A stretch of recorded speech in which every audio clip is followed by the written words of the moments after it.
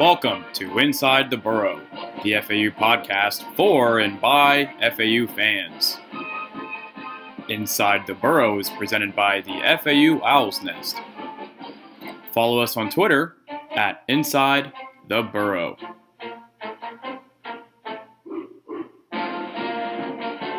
Go again. All right. Hello and welcome to episode 5 of Inside the Burrow, the FAU podcast for and by fans.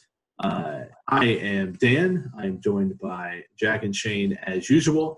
And tonight we are going to discuss a couple things about last week. Certainly we're going to go over the UCF game. We'll talk a little bit about the UCF kind of culture and what they're doing well up there and what we can hope to be. And then we'll dig into to conference opener at Middle Tennessee. So we'll dive right into UCF. You know, the game towards the end really kind of got out of hand. Certainly we started off just about as awful as you could hope to start off in an away game, in a busy, in a really a great atmosphere that UCF has, moving the ball, interception, touchdown within 2 minutes, 3 minutes, whatever. So it was a good game. I think there's definitely some positives. Overall, overall there was positives, but there's some really frustrating things where we kind of missed some opportunities there. I don't know, Jack, what are your thoughts? I was really, really happy that Motor was finally able to hit 140-yard mark. I asked him after the game how excited he was to finally hit the century mark, and he just didn't care, dude. He was ticked that we lost a game that we had in our hands, with 3 minutes left in the second quarter. I've been one of the biggest supporters of Chris Robinson, but at some point we're gonna need consistent play because either North Texas or Marshall or FIU is gonna give us a run for our money, and if we don't have consistent quarterback play, we're going to lose. Javon Durant, where was he? I thought he played well. It wasn't his fault. I just thought we were going to go to him more. What I don't understand here, Jack, is the receivers beat their guys. I sat up in a corner. The play to Willie Wright, where Willie Wright kind of had to come back to the ball and catch it. If that ball was thrown a second earlier on more of a line drive, Willie Wright could have crawled into the end zone. But Chris saw him late, and I think that's a little bit of a problem.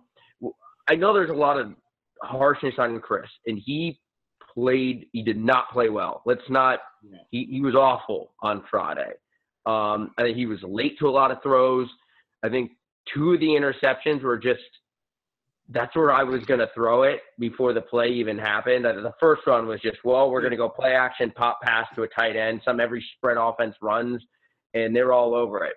I thought, we've been running we're struggling on 3rd and short, which is something awful. But, I want to see more creativity at a 3rd and short because they either give it to Motor, which everyone's expecting, and they stack the box, and he's a cut guy, or they run the line, they do the play action, and Harrison Bryant comes across the line of scrimmage. And we ran that play, and it worked once the other night where and there was one where Chris just he had to kind of throw it at the ground. I thought there was creative moments with play calling, and I thought Lane for a while was actually out coaching Josh Heupel. But, everything we saw out of Chris is something you'd expect a redshirt freshman quarterback. Right. Let's not forget. The guy last week from Nightline said Mackenzie Milton was booed off the field his last home game his freshman year. Booed off the field, Mackenzie Milton. So all the people on their message boards that we need to try the new guy, the guy that comes in against 8 string and hands the ball off and someone runs it for 40 yards, wouldn't have stuck with Mackenzie Milton. I know everyone had these high expectations this year, but it didn't work out with having a senior quarterback too. Well, I think you're right. He played like a redshirt freshman. He played like a talented or somebody that has a lot of potential. Some of the throws, like the throw, it was I think it was late in the 3rd quarter or early 4th quarter that he threw to Willie, and you may be talking about that same play, but like it was dropped in right over the linebacker in front of the safety. That was a beautiful. They're only Willie. Yeah, but I think if he threw it earlier, he gave the safety time to recover. I mean, we're getting technical here, but you throw that earlier, a little bit more of a line, he sees it happen. I mean, the throw to Harrison Bryant on the no targeting call, he threw a ball late over the middle and he got his tight end killed. Right, and so that was again. He has. We're definitely seeing some of the potential, but he's playing very inconsistently. It was a beautiful throw, but he saw it late. I mean, right. Chris Robinson has way better arm talent than Mackenzie Miller. I don't think Mackenzie Milton made a single throw that was entirely impressive the other night. He just knows I'm going to motion a guy out. I know where the weakness in the defense is, and I'm going to pick you apart because I'm just not going to no mistakes, and I know how to recover it. He's a senior. The guy's diced up Auburn. I mean, right. Going back to the third and fourth down plays, like the play right before half where UCF eventually, where we kicked a field goal and UCF eventually went down in a freaking minute without any timeouts and scored. That was the game, that drive. Yeah, that was so frustrating. When they scored on that, I turned around and said they get ball in half. If we don't stop them there, It's third and one. I mean, under 2 yards last year. I would love to see the statistics, but we were deadly, and that was really frustrating because it's like we didn't try to go hurry up, which is what we did last year, and I think that's why we were successful a lot. And then we tried to run a QB sneak with Robinson, who was not. It's just everybody knew a QB sneak was coming, and we had a quarterback that is not very powerful. I would have much rather run some other play other than that. Well, they've tried it with Motor. Motor got stuffed on a couple of those third and shorts. You're missing Buddy Howell. You're missing Well, I also just think, everyone wants to give Kendall Briles all this credit, but, everyone has a year to prepare for our offense. And then you can't make it more complex because you have a redshirt freshman quarterback. I think there's a little bit of this, Wayno. I think Lane knows the potential of Chris Robinson. And he wants to say, let him develop. Because if you take him out now, you're hurting his confidence. Let him get this out. Right. I mean, in the end, we're talking about games he struggled where he's gone on the road to OU and a team with a 16-game winning streak. Right? Yeah.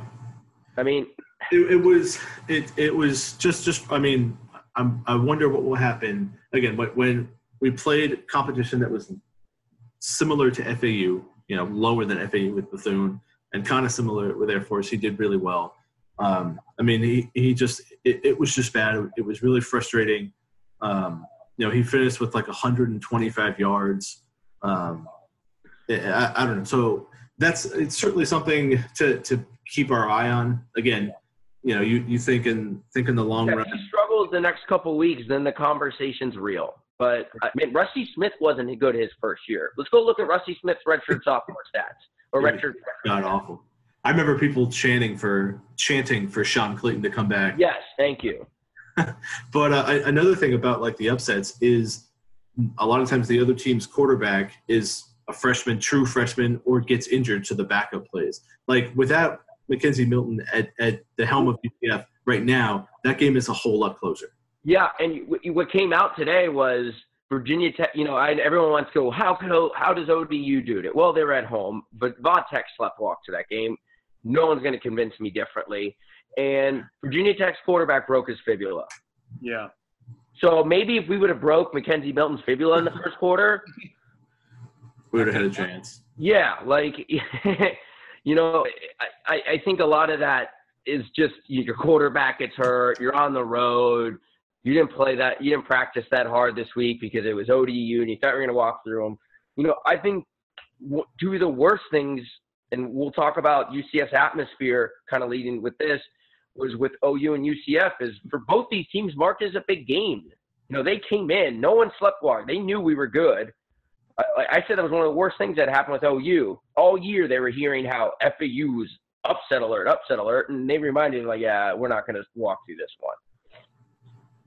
And UCF, the atmosphere was amazing. It was 99% full. Students were there early. It was loud. Yeah. I mean, we were saying before the show, UCF is miles ahead of us. Yeah. Miles ahead of us with their atmosphere. I mean, they felt like a P6 program. Oh, God. Well, they are. I mean, that was. I mean, you say, "Oh God," to that, but okay, man, that's. Well, I would say they're probably the only P6 team in that conference. Houston maybe. I was at the USF game against ECU on Saturday, the day after I got back from Orlando, and it was the ECU when they're winning has. Oh yeah, they have great crowds. Great crowds up in Greensville. But that was such a sleepy game, man. And it's UCF is I just feel like their culture and their environment is beyond anything that you can find in the mid majors right now. Save for maybe let's say a BYU, someone like that. It's really impressive what they did there.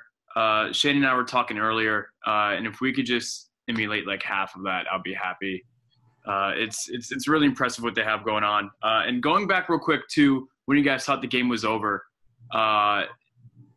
Harrison Bryant, it was like 3rd and 6. Harrison Bryant caught the ball, seemed like he got the first down, but he was called just short, and it was 4th and 1. Then Robinson tried to run for it, but then there was like a false start, and that's when we kicked the field goal. Right. I don't understand why that spot wasn't looked at longer, because I rewatched that play earlier today. Well, the officiating was god-awful. It was our own conference crew. It was our own referee crew from Conference USA, so you'd think it'd be helping us out.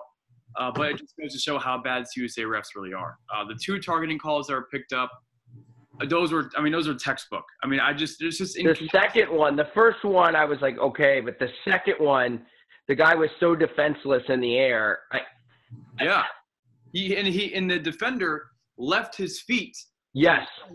Towards and tilted his head forward. So he didn't come in contact directly with the middle of the head. We've seen way less called. Yeah, but another concerning thing, I think, is the offensive line, or as far as pass protection, I should say. Run blocking seems to be fine. We have motor, so it kind of doesn't really matter. But that one trick play where it was a pass to Robertson, who threw it down the field, that was nearly intercepted because he got freaking demolished because there was nobody blocking. And I guess I think that if I remember back to the running back who was supposed to actually gave up the ball, was supposed to catch someone on the end, and he whiffed. Yeah. I don't think it was the O-line. That's like usually on like those reverses or flea flickers, you have like the guy who usually pitches the ball. And if you watch the Dolphins play where they did that reverse and they handed it to Frank Gore and he pitched it back, Frank Gore, as soon as he pitched it back to Albert Wilson, hit that end. Yeah, because we keep talking about Robinson and how poor he played. He is now a top 5 punter in college football. That was genius. That's the genius of Lane Kiffin. Yeah. You come out.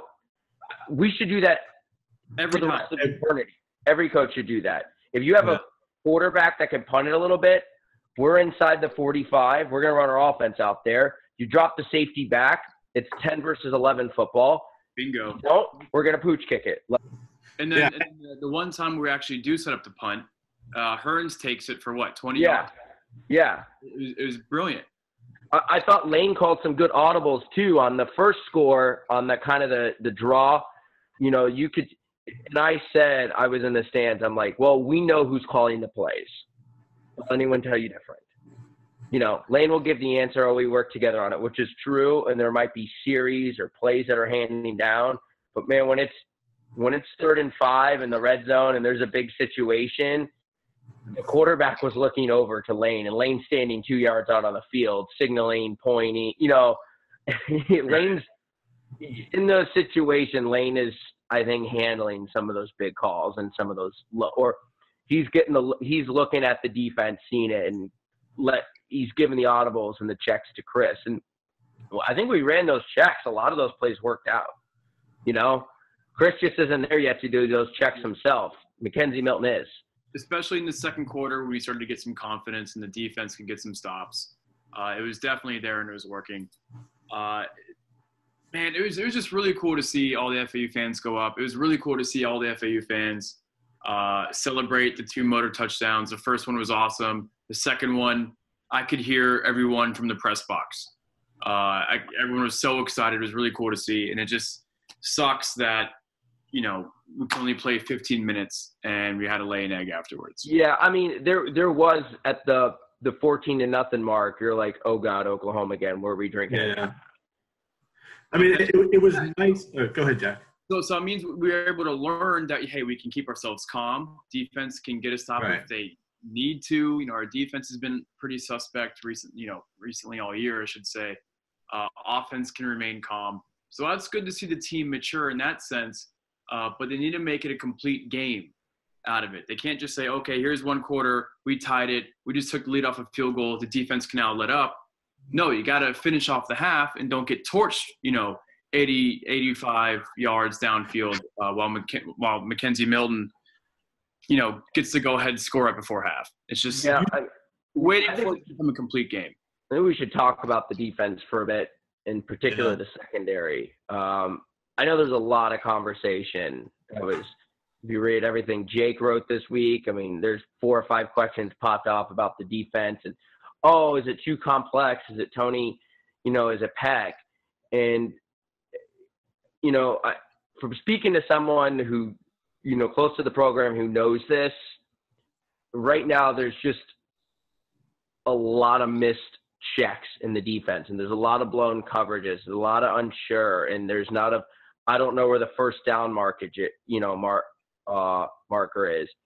Now, I get it. There's people, we should just go back to the simple defense, let our guys play free, but I think there's a ceiling on that. All the best defenses in the country are multiple, they're complex, they bring pressure, can you bet? But your guys have to make plays. Our corners were beat all night on the outside. They gave UCF's tight end yards to work with. He was just running and turning around and catching the ball. No, he ran to the open Mackenzie Milton did not have to make a difficult throw. I mean, it was 7-on-7. The play right before half, where they score and a Jalen Young, and everyone's like, oh, the guy missed that tackle in the open field. There was 2 guys covering 3. The other safety, Gilbert, at the time, completely blew the coverage. I mean, you think you have a team with a lot of guys with experience, and you should be able to take this next step. You also just think there's an element. They're not winning 50-50 balls. Yeah. I mean, there were just some balls where Lewis and Tooley were just beat. And also, I mean, think about the mental aspect of having to play, getting hyped for OU and realizing that OU is still OU. And I think, and then playing UCF again. UCF's offense is elite. Like it is a probably top 5 offense in the country. It's not like this is yes, we can be upset if this happens, be furious if this happens against Middle, but it's probably not. So I think our players, we're asking them and kind of expecting them to play at a higher level than what right now we may not be able to. Again, UCF and OU are 2 of the top 5 offenses in the country. Yeah, someone tweeted out, and until our OU game broke our streak, but someone tweeted out like most consecutive games over 30 points around the country leading into this week. Like OU and UCF were like 1 and 2 on that list with like 18 and 15 games. So there's been, for the past 15, 18 teams, double that number all across the country for the last year and 4 weeks going, why? I can't figure out why our defense was so bad after playing those 2 teams. Right, and it's because especially those 2 teams, they are elite. And I think that the psychological aspect of like, all right, we got to do this or we're going to get blown out. We got to do this or we're going to get blown out. When you start thinking about those things, that's when somebody will run by you or somebody runs in front of you, catches the ball, and you miss the tackle. So hopefully they can put that, kind of put that behind them and, move into to conference play. And one thing before we move into conference play, Shane kind of alluded to this earlier, but UCF, I mean, like they definitely are where we want to be. And it was a little surprising to me just how far that they are not a step above Conference USA, like they were before. I mean, that the atmosphere there was second to none. And another thing to think about, like everything around game day was UCF. I mean, I stayed at a hotel right by campus. Everything there is UCF. If you go to a hotel near campus at FAU, you would never know that there is a 30,000 student school right down the street on campus there. I mean, I went to Chick-fil-A. Everybody at Chick-fil-A was wearing UCF gear. I mean, it's kind of at a different level in many different ways. Obviously, we talk about students. They are literally double our size as students. Alumni giving and stuff like that. Obviously, they've won 2 New Year's Six bowls. So, like, they are at we still win national championship. We'll get everyone on board. Yeah.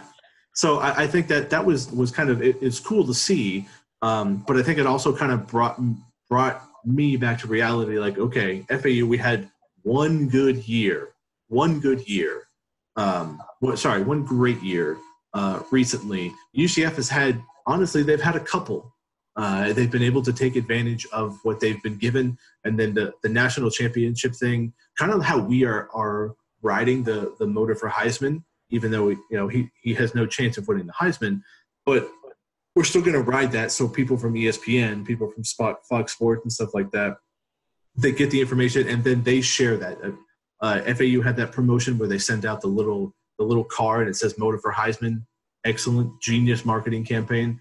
UCF is doing that with the national championship thing, and they are riding that, and it's something that is the fans have taken hold of. And that you will never convince somebody that they're not national champions, and that it just made the excitement that much more for. Yeah, they unite behind it. You know, and they have like an us versus the world mentality, because it unites them. It's just something that we should. This is the whole environment, the whole campus, the culture and everything. I feel like it began at UCF before they claimed the national championship, or before they beat Baylor in the Fiesta Bowl a few years back. I think it began when they opened up their stadium against Texas in 2007? Yeah, it was a year before we were supposed to open ours. Yeah. So 2007. On ESPN, it was maybe even on ABC. And, UCF was mediocre at best back then.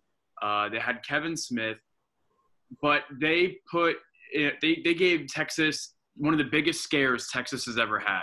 And it got Orlando hooked, at least parts of Orlando hooked. It made the Orlando media market at least respect UCF. Our first home game, we lost 20-0 to Western Kentucky. Yeah. And we haven't been able to shake that that game off since then. Really. They had a game versus South Carolina, a good South Carolina team a few years ago, where it came down to like an onside kick at the end. Like, I know that, but they were kind of there before it, and you go there and you see their facilities, even their walk up to the stadium through that part where their basketball arena is, and you kind of almost have like the little shopping center with like the restaurants and all that stuff. It feels different than me cutting through the PBSC parking lot, walking up to the game. So, it's just, we need to like support and write checks. I mean, FAU's doing everything. I know Kelly, and we have the brother, of Danny White, who, like the guy from Nightline said last week, he's a god there. And you could just see they've literally hit every button right. Mm-hmm.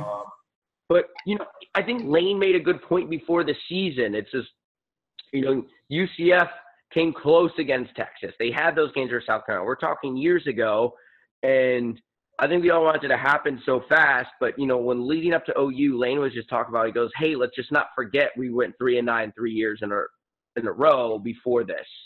Everyone wants this huge jump. It's, 3-9, 3-9, 3-9. Oh, we blew out Conference USA. We're ready to beat OU and UCF on the road, right? Those are tall orders. And another thing he said in the post-game press conference was, if there was another logo on their shirts, ACC or SEC, they would have been voted top 6 As what he said that in post game. Yeah, he did. Yeah. So I think that's, again, we're talking. I think it's kind of tough. It's a tough pill for us to swallow.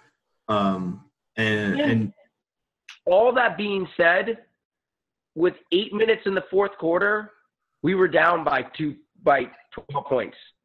Right, and I actually that brings up a good point. It kind of got a little out of hand with a couple garbage time touchdowns, but 8 minutes to go in the fourth quarter, UCF had the ball. We were down by 2 scores. I mean, that's a football game at that point. If we get a turnover. If you think about the 2 2-point conversions that we missed, let's say we get those, it's a 1-score game, right? It completely changes the dynamic of the game, knowing that we are within 8, let's say 10 points at most. Yeah, I think it just felt worse because even at the end, it's like, well, we have no chance of stopping them. Right.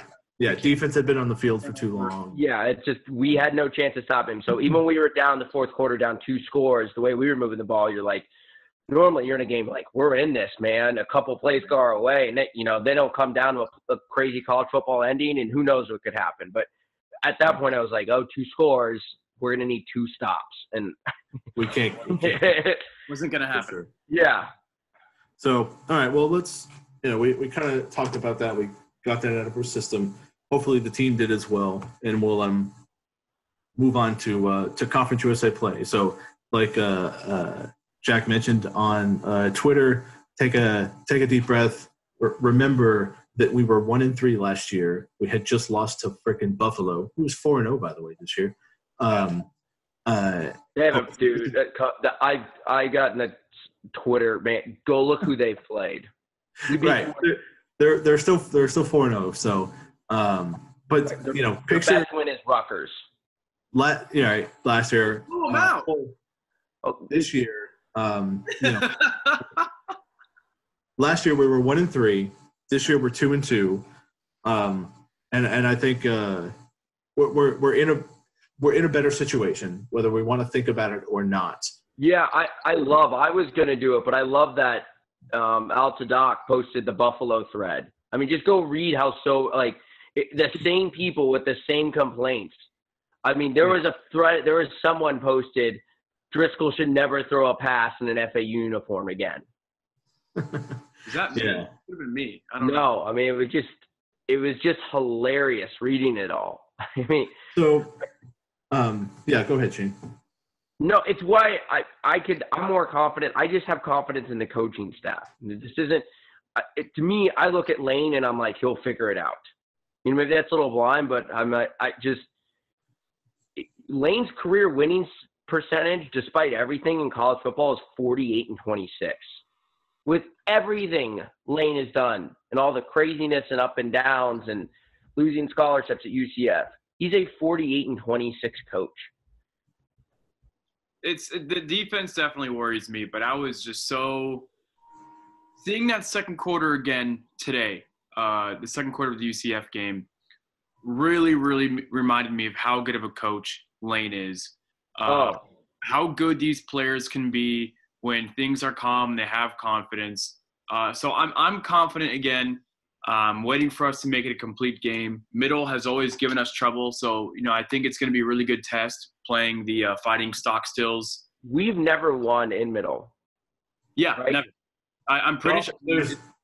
Our first Division I win. That's right. Middle, but we have to go back to 2003. 2006, 2005. No, it's like 2003. I mean, just think of some of the games we played there. I mean, there was the Charlie game where we were up 13 with like 2:43 to go, and we lost. And then his last game in which we scored like 50 points, still lost.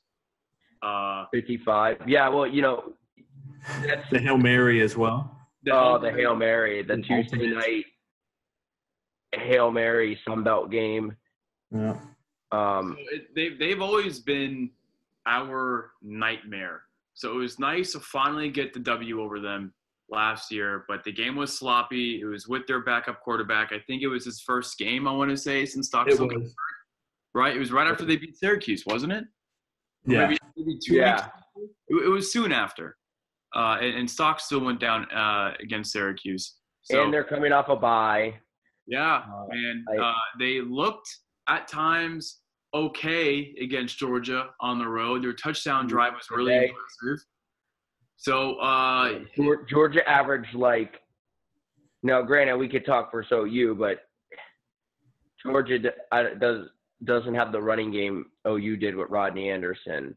Right. And when he was healthy, and they were giving up 2 first downs a carry. Yeah, so hopefully Motor will have a good game against them. But we're worried about our defense. They gave up 37 points to UT Martin. Yeah. I remember they almost lost that game, and people were calling for Stockstill's head. So no, they scored 61, but it was just we just need we need a few stops this game. There's not we can maybe not throw a forward pass this game, and we should have 500 yards total offense. Yeah, right. Not a single reason they should stop the run. I mean, UT Martin averaged over 5.5 yards a carry versus them. So let's pound it with Motor. Kareth played great both in special teams and in the running game. The kick returns were great against UCF. We're going to run another one back. 2 of them. Yeah, I would bet that we're going to run another one back. And the kick return, our kickoff coverage was really sound as well. Yeah. So special teams is coming around. Vladimir made a tough kick. That kick, it was 42 yards, I think they said. Or I don't know if it was shorter. I mean, that was all the UCF constantly playing music over. I found that hilarious that both scoreboards were strobing during the field goal. I was like, is this for real? This is loud. And then the students have their lights they on put their phones. Yeah. But another thing, that just goes to show how UCF just thinks things before, we even have a clue. But going back to middle, Brent Stockstill, I think, is one of the best quarterbacks in the conference. One of the best quarterbacks in the group of 5. Granted, when it comes to the conference, not really saying much because there really aren't that many good quarterbacks this year, at least compared to years past. But I'm confident, though. I know I've been doom and gloom over the past few weeks, but the second quarter of the UCF game has really taken me away from the ledge. Shane calming me down. Believe it or not, of all people calming me down, it's been Shane. Has walked me away from the ledge. I think, Motor can hit 200 yards easy. He can, if he hit, 5 touchdowns against Bethune-Cookman, 4 of which in the first quarter, he can hit 5 touchdowns against Middle in 4 quarters. They have to get it going early. The worst thing that could happen is there's turnovers early, and then Stockstill gets going, and then we feel like we have to score every drive, which is going to force Robinson into. And I think our defense is going to have to make plays. If we get into a position where Robinson can hurt us because we need him to make plays, but he's still redshirt freshman, and redshirt freshmen are going to redshirt freshmen, then we're going to need our defense to step up and create some turnovers. The lack of turnovers has been worrisome. Interceptions, we talked about it last game or last podcast. I'm still not happy with how the DBs have been playing when it comes to swarming the ball while it's still in the air. We're gonna need some picks to make sure that we win comfortably. If not, then we could be in a fight. I just don't want to be in a shootout. I just don't want to be there because we're more likely to make a mistake at this point quarterback-wise than Stockstill is. Right. Yeah. Senior quarterback at home. Yeah. If it gets to that, then things start to fall in their favor. We're in the third quarter, and it's 35-42. I'm sitting here going, I'm just waiting, But here's the thing about Stockstill. He's not good when anyone hits him. Yeah, put him on his ass. He's his whole career he's been a China doll. I mean, just anytime he never exceeds versus a good defense. So he runs up a lot of stats versus bad ones when he's comfortable, but he still walks out there and he still can't put up points versus Vandy ever. Yeah. Yeah. You think with a senior quarterback, you might have 2 scoring drives against Georgia. It's anytime, even when he's played Marshall in the past, who's had better defenses. It's just I think Stockstill's just a guy who just loads big numbers for really bad defense. That's what Syracuse was last year, was just really bad defense. And I think once you get a little pressure on him, I just don't think he's I think he's okay. I mean, well, let's cause some havoc and shut down the passing game to force them to run, because their rushing attack does not fear me at all. It's practically non-existent. We even stopped the run, other than Mackenzie Milton's running. Was solid. Yeah, we pretty much stopped the run. I mean, I thought they were good up the middle. It's just, I know Tim Bonner's gotten some credits, but man, the ends have just. Where have you been? Yeah. So UCF had 239 rushing yards, but 81 of those came from Milton. Besides that, I felt like we did a solid job of containing UCF. Yeah, as much as they had the ball. I mean, I don't remember a ton of just huge gaping runs. They run a lot of plays. I mean, I think they did to UCF did to us what we did to all of Conference USA last year. Bingo. Yeah. They ran a hurry up offense. I mean, like, how many times was the defensive line struggling to get set and they already had the play off? So we couldn't do a 1 minute 3 and out against UCF or Oklahoma because the defense goes out on the field and, well, we already saw what happened. So I think, pump the brakes on everything being ruined and over. Again, I don't think we'll go undefeated in conference like we did last year, because everybody has seen our offense. Marshall, if it wasn't for a fumble on defense on a special teams play where they ran it back, Marshall would have. They lost to NC State, who's mediocre this year. They lost to NC State by 17, and one of their touchdowns was a fumble recovery taken back on a kickoff. That game, they would have lost by 24 to, I think, at home to a mediocre NC State team. Yep. FIU, the final score doesn't look good, but they had 14 yards at halftime against UF. 14. I mean, Old Dominion had the great win. We'll see if this quarterback's more than just win, but Well, I think just law of averages. Anyone a threat out there? It's hard.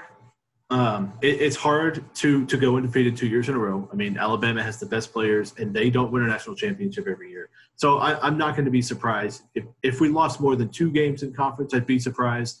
But North Texas is a good team. It's a Thursday night. I hate playing games on Thursday nights. It's at North Texas. That's certainly a possibility. So basically, all I'm trying to say is I'm not going to be.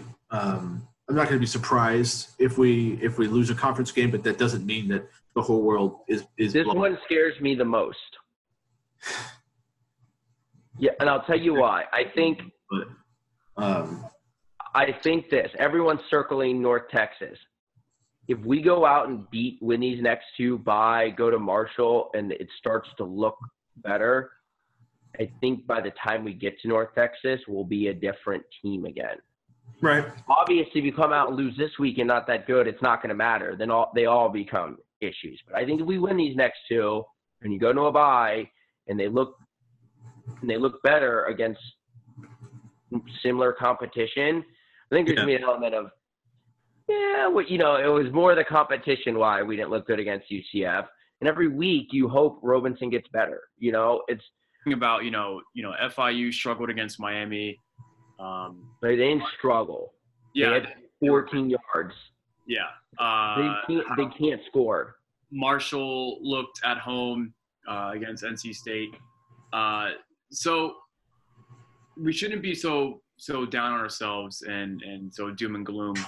But similarly with how we had UCF scheduled or circled on our calendar for years now, every single team in Conference USA has had FAU circled on their calendar. I think that's overblown. I mean, dude, I think that's a sports cliche. They made koozies that said FAU last year, and that was before we were even good. And that's what Lane Kiffin does. He makes people notice things, makes people want to be like, wow, I really want to beat that coach. And the way how we just dominated Conference USA, I think that everyone is going to give us their best shot. That we're going to. I think why people have North Texas, we embarrassed them twice last year, so that's the chip on the shoulder thing. But right, I think there's an element to it, but I do think that's a bit of a sports cliche. If you're the better team, you're going to go out there and you're going to play like the better team. Like UCF did, right? We were going to give UCF our best shot, and it didn't matter because their receivers were better than our corners. And Mackenzie Milton knew where every weak spot in our defense was going to be before he snapped the ball. Mackenzie Milton, I was talking about someone after the game. I said, he doesn't have elite arm talent. He's just, he reminds me of Chase Daniels. He used to play at Missouri. Yeah. He's a small guy, decent runner, just can pick you apart, is going to not be in the NFL. I don't think so. There's not one he's very accurate, extremely accurate. Man, there wasn't one throw he made where I was like, big league. Yeah. He threw it through a couple tight windows, but nothing really downfield. We'll see what happens at the draft this year, but I just think that we're not really going to get a lot of easy days. We're going to have to play a lot of complete games. Everyone's going to give us their best shot. Again, like you said, it doesn't mean that we're going to get beat because, we try to give UCF our best shot and, the better team won. But we're going to have to put our big boy pants on because every team is going to be coming after us. Right. And, again, that's why I say I'm not going to be – like I would almost guarantee that we're not going to run the table like we did last year because law of averages, mentality, people circling us on the calendar, wanting to give us more. I just think and that's fine. I mean, you rarely go undefeated in conference play anyway. I mean, we just have to win the East so that we can destroy North Texas again. So every road game in conference we're going to play is probably going to be that team's highest attended Conference USA game. Middle Tennessee has a blackout going this week. They're coming off a bye, so they've had to build it up for a couple weeks. We just played at two of the hardest venues in the country. I mean, dude, there's nothing we're going to see that we haven't seen already. They just put against Mackenzie Milton, and they go look at Brent Stockstill and be like, this is 60. Right, and I think that's valuable. The experience they got from OU and the experience they got from UCF is going to pay off. I think they're similar. I mean, they run similar offenses, pass first, kind of pick you apart. I mean, it'll be it's a conference game on the road. Anything can happen. We know that. So hopefully we are talking about next week that this is kind of the start of FAU repeating as conference champs. But I think it was a productive non-conference schedule, and we may talk about the schedule a little bit more later on this year. I've been kind of putting some questions out on Twitter, so feel free to check us out there and follow along. But I think it was a productive non-conference schedule. Other than maybe Jalen Young getting hurt, we haven't really had any major issues. So hopefully coming into conference play will be, knock on wood. Hope coming into conference play we're going to be good. So for Jack and Shane, as usual, we really appreciate you guys coming along with us, and make sure to check us out on Twitter at Inside the Burrow. Check us out on FAUOwlsnest.com, and we will see you next week. And go Owls!